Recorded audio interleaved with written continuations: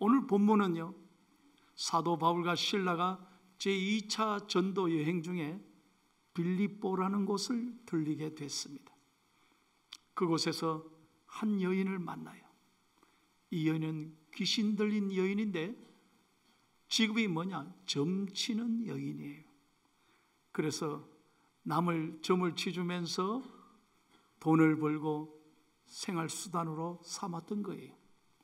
바울과 실라가 지나가다가 이 여인이 너무 불쌍하니까 그 귀신 들린 여인을 깨끗하게 고쳐주셨어요. 얼마나 감사한 일이에요. 그런데 이 여인이 적반하장으로요, 로마의 법정에 고소를 해버렸어요. 왜? 고침을 받았으니까 이제 점치는 일을 더 이상 할 수가 없게 된 거예요. 그러니 수입이 끊기게 됐다 이 말이에요. 그러니 오히려 바울과 실라를 죄인으로 뒤집어 세워서 로마의 이상한 복음을 전한다, 이 성을 소란케 한다, 그런 명목으로 고소를 해버려 가지고 법정 구속이 되고, 바울과 실라는 옷을 다 찢기고 억울하게 두드려 맞고 감옥에 갇혀 있게 된 거예요. 그 중에 오늘 본문에 보면 한 간수를 만나요. 그 감옥을 지키는 간수를 만나요. 그 간수는 놀라운 하나님의 기적을 체험합니다. 바울과 실라가 하나님 앞에 찬송하고 기도했을 때 갑자기 옥터가 움직이게 되고 옥문이 저절로 열리게 되고 바울과 실라를 손과 발에 채우고 있던 착고가 다 풀리게 된 거예요. 얼마나 놀라운 일을 이 간수가 경험했는지 그 순간에 바울과 실라를 통해서 복음을 듣고 그는 구원받고 온 집안이 다 세례받고 예수를 믿었다는 거예요. 성경 지금까지 읽었는데 이게 본문의 내용이에요. 자, 그럼 지금부터 오늘 이 본문의 내용이 우리에게 주시는 영적 교훈이 뭐냐? 하나님께서 이 말씀을 통해서 우리에게 무엇을 말씀하고 있는가 하는 겁니다. 여러분, 간수가 어떻게 이 큰 축복을 받았는가? 첫째로 먼저 구원을 요청했다는 거예요.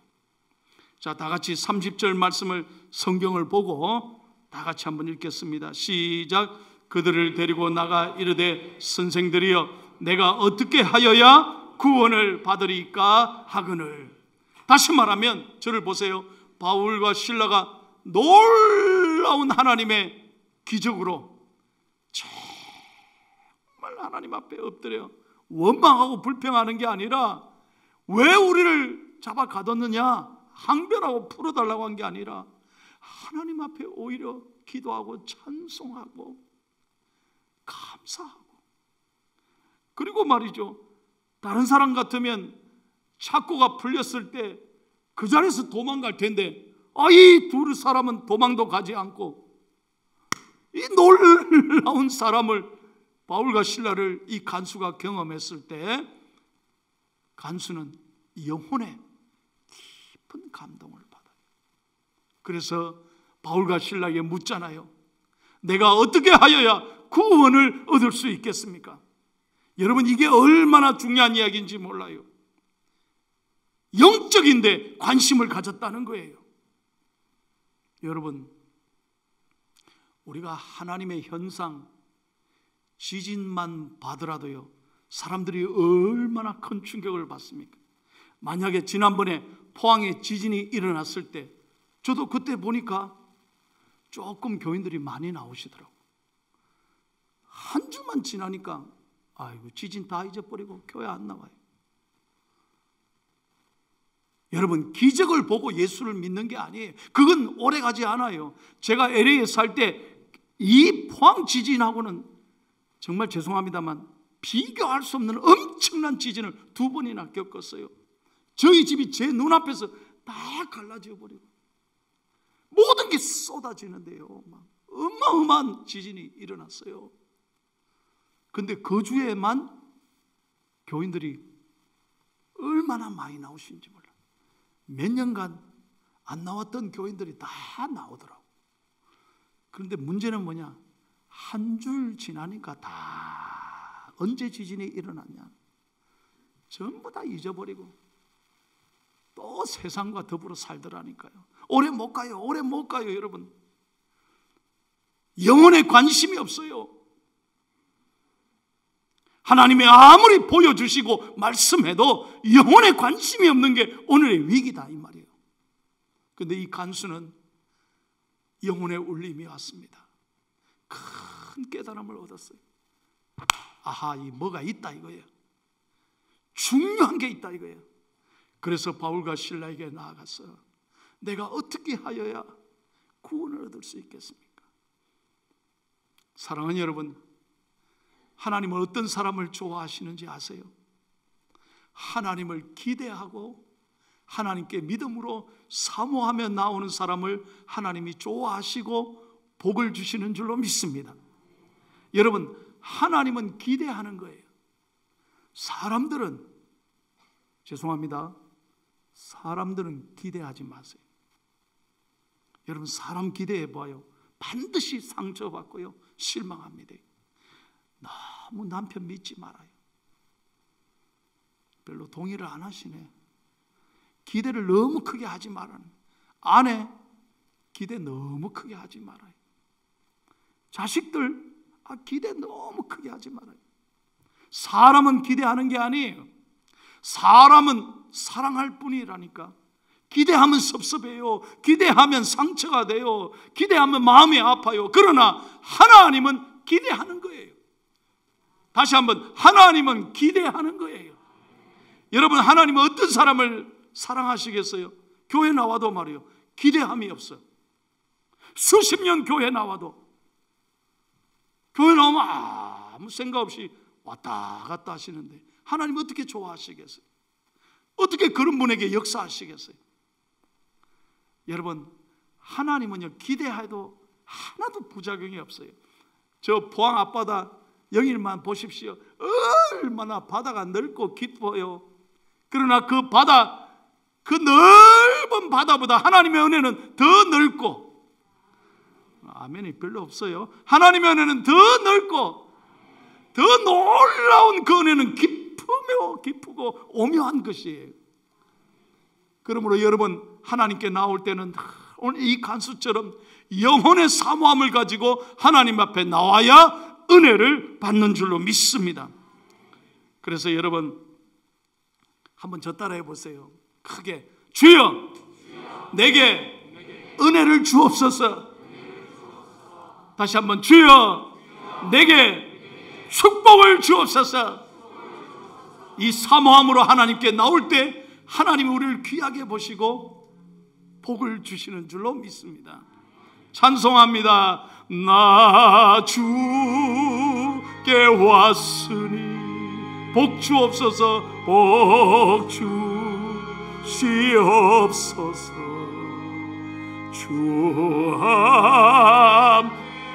주함하시며 큰 시험 이기네. 기쁘도다. 항상 기쁜 나 주께 왔사오. 복 주옵소서. 주옵소서.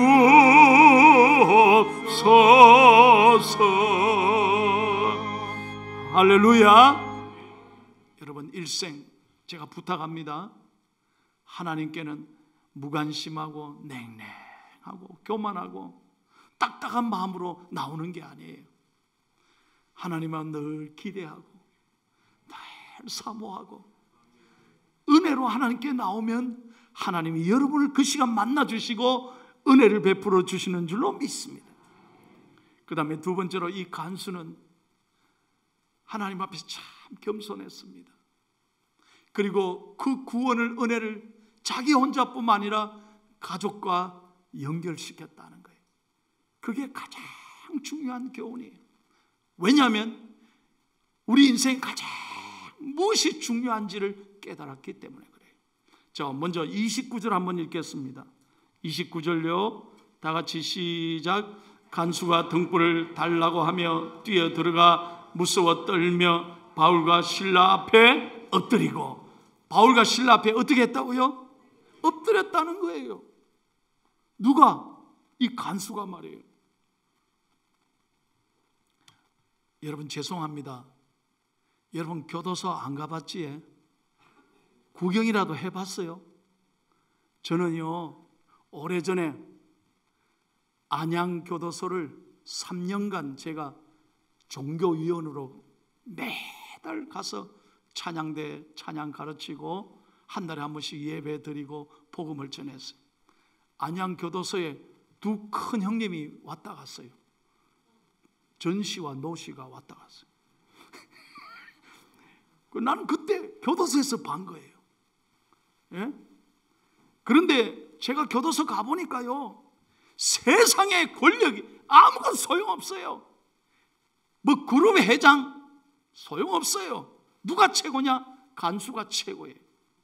여러분 사람 이름도 안 불러요. 번호 딱 죄수 번호 있잖아요. 야 몇 번 하면 네. 대답 안 해봐요. 얼마나 혼나는데 밥 굶겨요. 제가 그걸 보고요 이 교도소의 간수가 대단한 위치에 있다는 걸 깨달아요. 그걸 아셔야 돼요. 여러분 누가 무릎을 꿇어야 되느냐? 바울과 실라가 그 간수를 귀하게 높여야 되는데 오늘 성경 보세요. 간수가 영혼의 은혜를 받고 그 자리에 무릎을 꿇잖아요. 이게 얼마나 중요한 영적인 태도인지 몰라요. 왜 그래요? 바울과 실라가 하나님의 사람이기 때문에, 은혜가 소중하기 때문에 그 앞에 무릎을 꿇었다는 거예요. 사랑하는 여러분, 일생 은혜 앞에 겸손해지기를 축복해요. 가장 소중한 게 뭐냐? 은혜 받는 거예요. 은혜 받는 거예요. 그래야 하나님의 은혜가 여러분 심령에 넘치게 되는 거예요. 왜냐하면 예수님의 은혜가 예수님이 가장 소중하기 때문에. 이걸 모르면요 교회 나와도 기쁨이 없어요. 말씀을 읽어도 기쁨이 없다니까요. 그러나 이걸 깨달으면 얼마나 감사한지 몰라요. 여러분 제가 LA 있을 때 겪었던 하나 얘기를 해드릴게요. 한 번은 LA 타임즈 신문을 보니까 기사가 나왔어. 어떤 기사냐? 세상에 말이죠 테네시 내시빌에 사는 스텝파크라는 한 사람이 벼룩시장에 갔어요. 여러분 미국에도 벼룩시장이 있어요. 그 가면요 돈이 얼마 안 해. 1불 2불짜리밖에 안 해. 많아야 5불짜리 5,000원이면 다 싸요. 그 가면요 오래된 그림, 사진, 글 미국의 전통 역사에 대한 게 쫙 나와서 판매하는 거예요. 근데 잘 모르니까 뭘 사야 될지를 몰라. 예? 돈은 얼마 안 해요. 근데 이 스테파크라는 분이 그날 우연히 한 액자 사진을 하나 딱 샀어요. 2불에 2,000원 주고 산 거예요. 집에 가가지고 먼지가 이렇게 많이 묻으니까 툭툭 털어내고 이제 유리를 떼내고 그 안에 사진을 청소하려고 이래 유리를 떼는데 사진과 유리 사이에 뭐가 종이가 하나 뚝 떨어지더래. 이게 뭔 종이가 이렇게 접혀있나 싶어서 열어보니까 친필로 뭘 깨알같이 썼느냐? 미국의 독립기념선언서가 적혀있는 거예요. 친필로 오래된 종이. 그럼 왜 이게 이렇게 있나 싶어서 그걸 가지고요 시에 가서 물어보니까 이거 어디서 났냐는 거예요. 왜요? 1820년에 딱 친필로 쓴 게 100장만 만들었대요. 그게 누구한테 가 있는지 모른다는 거예요. 그걸 수집하는데 당신이 엄청난 행제를 했다는 거예요. 별로 여러분 놀라지도 않네. 이거 뭐 그래 중요합니까? 이거 얼마 하는데? 당신 이거 나한테 30만 불에 팔아라고. 별로 놀라지도 않네요. 30만 불에. 3억이 넘어요. 2불짜리가요 3억이 넘는다. 얼마나 놀랬겠어요. 얼마나 감격했겠어요. 그렇게 흔해 빠진 건데 사람들이 모르니까, 가치를 모르니까 뭐가 중요한지를 모르는 거예요. 제가 그 기사를 읽고 나도 벼룩시장에 가고 난 몰랐어요. 모르겠더라고요. 사랑하는 여러분, 무슨 얘기를 제가 하는 겁니까? 무엇이 중요한지를 알지 못하면 은혜를 잃어버리는 거예요. 여러분 생애에, 여러분의 가정에 예수님이 가장 소중한 가치인 걸 깨닫고 감사하기를 축복합니다. 그래서 여러분 오늘 본문 마지막에 33절 34절을 읽고 마치겠습니다. 어떻게 했습니까? 다 같이요. 시작.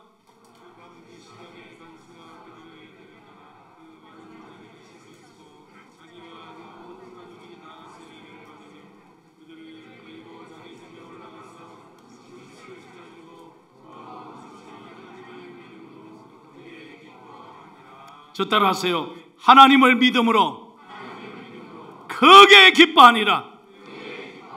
아멘. 가장 소중한 예수님을 자기만이 아니라 온 집안 식구들에게 예수를 전하고 세례받고 서로 기뻐하고 감사했다는 거예요. 사랑하는 여러분, 여러분의 가정에 가장 소중한 가치, 가장 1호 보물이 뭐냐? 예수님이 되기를 축복합니다. 이 사실을 분명하게 깨닫고 믿음으로 산다면 지하에 살아도 감사하고, 이거 내 집이 아니어도 감사하고, 아멘 할 때까지 제가 하는 거예요. 지금 조금 어려워도 감사하는 거예요. 무엇이 중요한지를 분명하게 아셔야 된다는 거예요. 물질, 권력 아무것도 아닌 거예요. 영원한 것입니까? 아니에요. 여러분, 제가 얼마 전에 국회의원 한 분을 만났어요. 그분은 지금 국회의원 아니에요. 떨어졌어요. 그분이 하는 말이 뭐라냐?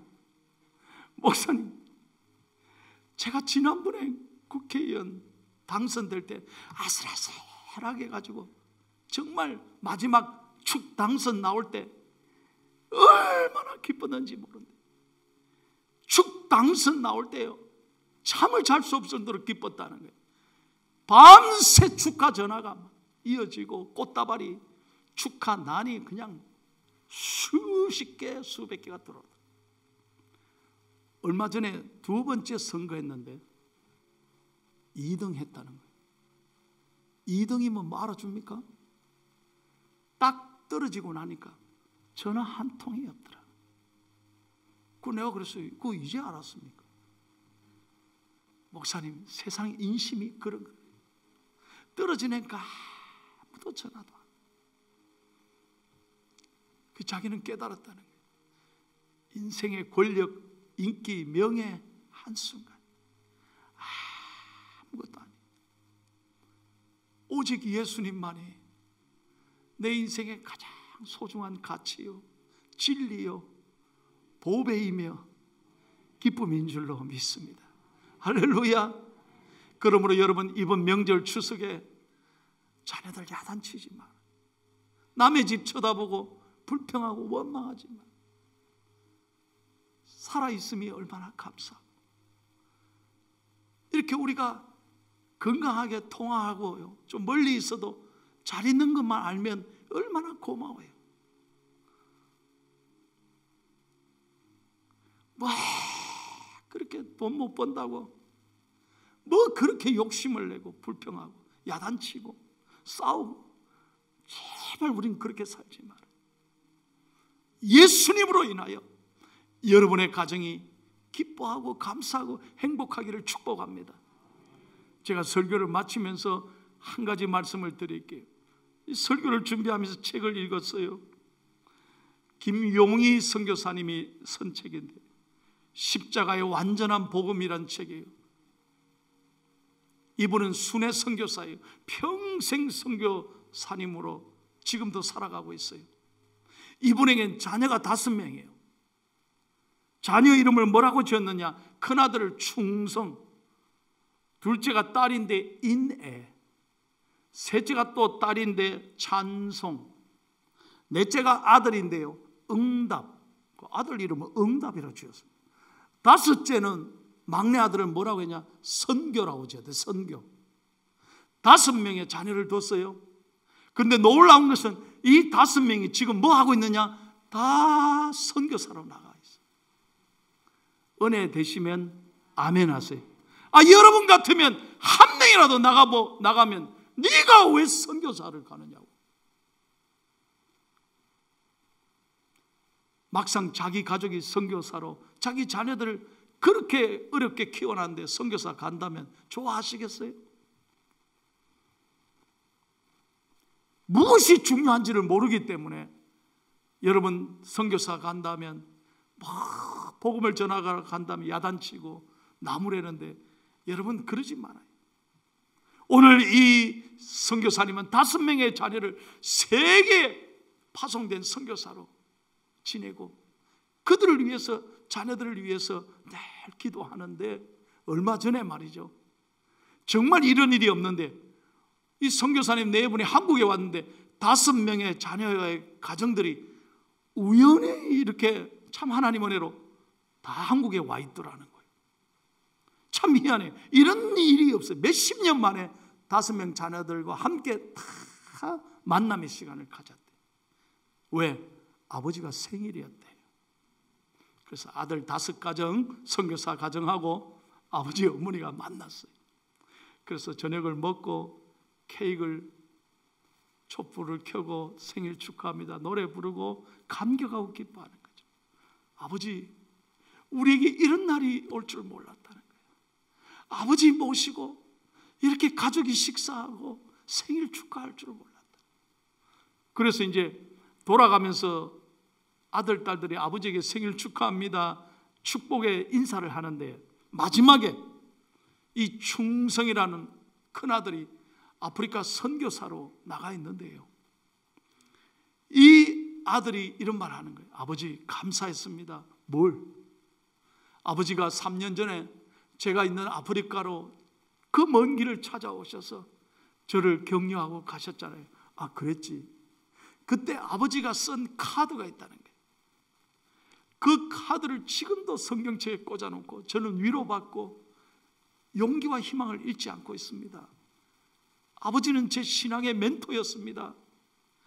아버지는 정말로 훌륭한 믿음의 선배이십니다. 너무너무 감사합니다. 그래서 아버지가 물었어요. 뭐라고 썼는데? 아버지가 뭐라고 썼느냐? 카드에다가 친필로, 사랑하는 아들아, 우리 땅 끝에서 죽어, 땅 끝에서 죽어 하늘 복판에서 만나자. 저는 이 글을 읽고 얼마나 감사하고 얼마나 감동받았는지 몰라요. 여러분의 자녀들 잘 신앙으로 키웠는데 여러분 만약에 천국 한복판에서 못 만난다면 어떻게 할 거예요? 얼마나 하나님 아프시겠냐 이 말. 무엇이 중요하냐? 오늘 여러분의 가정이 하나님의 나라 천국이 되기를 축복합니다. 예수님이 가장 소중한 걸 깨닫고 우리 자녀들 어디를 가든지 무엇을 하든지 돈이 아니라 권력이 아니라 명예가 아니라 오직 예수님만 의지하고 예수님만 사랑하고 예수님만 바라보는 존귀한 가정, 존귀한 자녀들 될 수 있기를 축복합니다. 이번 명절 연휴에 이 하나님의 사랑을 나누고 감사하면서 우리가 지금 코로나로 어렵고 힘들지만 예수님 때문에 기뻐하고, 제가 지난주도 그랬잖아요. 코로나를 묵상하면 코로나에 다친다고. 그러나 하나님을 묵상하면 날마다 기쁜 거예요. 날마다 감사한 거예요. 날마다 은혜인 거예요. 할렐루야. 이런 기쁨이 여러분의 가정에 넘치기를 축복합니다. 찬송합니다. 내 영혼이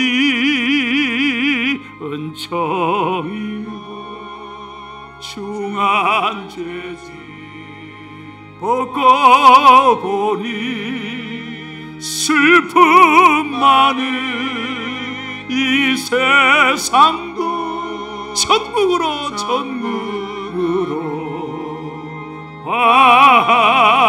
와도다. 할렐루야 할렐루야 찬양하세. 내 모든 죄 사함받고 주 예수와 동행하니 그 어디나 하늘나라.